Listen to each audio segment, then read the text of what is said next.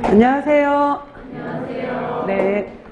조리원리 시간이죠. 자, 조리원리 이론은 총 12회로 구성을 했어요. 그래서 저희가 4주 동안 문제풀이 하는 동안에 총 이제 1주당 3시간이 있어서 한 주당 해서 20문제씩으로 구성을 했거든요. 그래서 이제 그 각 주차마다 3회 분량씩 해서 여러분들이 미리 공부를 해서 오시면 돼요. 그래서 오늘 1, 2, 3회까지 풀 거고, 다음번엔 여러분들이 이제 4회, 5회, 6회 준비를 해 오시면 되는 거고요.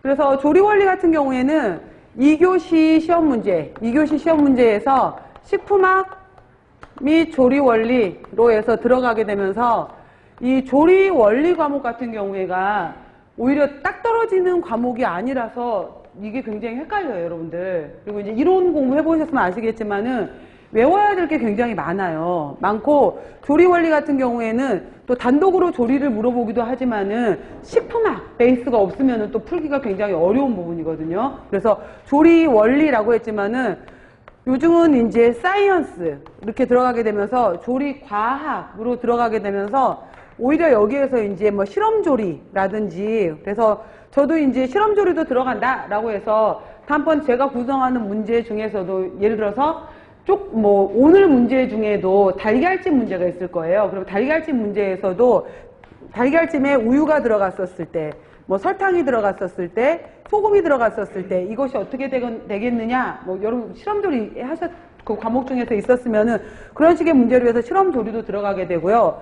그 다음에 가공 및 저장학이라고 해서 가공 저장학도 포함시키겠다라고 했었는데, 여기에서 가공이라고 나오는 것은 별다른 것이 아니라 우유 유제품의 가공이면은 치즈버터가 되겠죠. 그 다음에 두류에 있어서의 가공이다라고 하면 두부가 되는 거잖아요.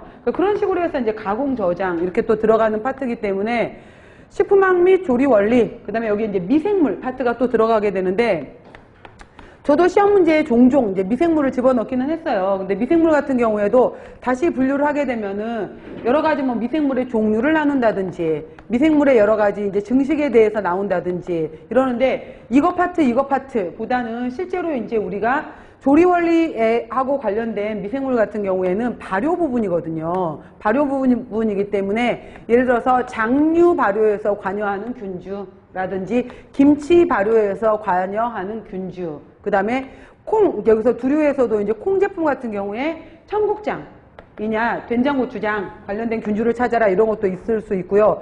그 다음에 이제 우유 유제품을 가지고서 치즈라든지 요구르트에 관련되는 균주 이름은 무엇이냐라고 해서, 저는 이제 제가 다루는 파트에서는 이쪽 발효는 이제 조리하고 관련된 발효 부분의 미생물 균주 얘기를 또 할 거예요. 그래서 이 조리원리 부분에서는 총 40문제잖아요, 여러분들. 그래서 예전에는, 전에 바뀌기 전에는 식품학, 그리고 식품 미생물, 그 다음에 조리원리에서 전에 이제 50문항이었었거든요. 50문항이게 되면은 대략 식품학에서 22문제, 그 다음에 조리에서도 20에서 22문제. 그래서 이 식품 미생물 파트에서 작게는 6문제, 많게는 10문제 이렇게 나와서 이제 50문제로 구성이 됐었어요.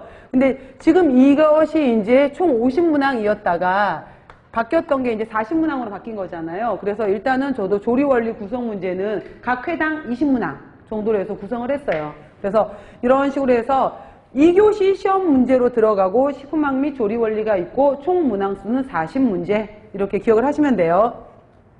그리고 이제 같이 이론 교재 있으신 분들은 이론 교재랑 같이 병행을 하시고 보시면 되는데, 첫 번째 여러분들 조리 원리 같은 경우에도 목차를 한번 살펴보시게 되면은 맨 처음에 나왔던 게 조리 원리에서도 개요 부분을 얘기했었어요. 조리의 개요, 여러 가지 개요에 대해서 얘기했었고, 두 번째로 들어왔던 것이 이제 예를 들어서 공유, 그 다음에 전분, 그 다음에 밀가루 이런 내용들이 있었고요.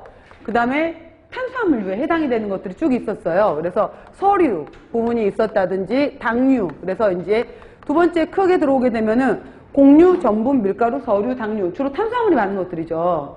그 다음 들어가게 되면은 이제 크게 봤었을 때는 육류, 그 다음에 어류, 그죠? 그 다음에 난류, 그 다음에 우유 유제품이 있고, 그 다음에 콩, 제품으로 보게 되면서 두류를 또 여기로 같이 넣을 수가 있어요. 큰 분류, 주로 이제 단백질을 많이 구성하고 있는 것들에 해당이 되겠죠.